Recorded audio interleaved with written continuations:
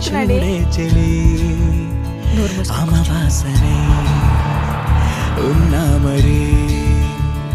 అందించవే దీపావళి ఎందుకు చెలియా రెప్పల వలలో ఒదిగిన కలలా కను పాపలు వెతికే రేపటి వెలుగును చూసి చూడవెలా నయనం హృదయం నీవే నీవే సమయం వెనుకే చేసా పయనం అమ్మాయి నన్ను చూడదేంటి ఐడియా పంటరా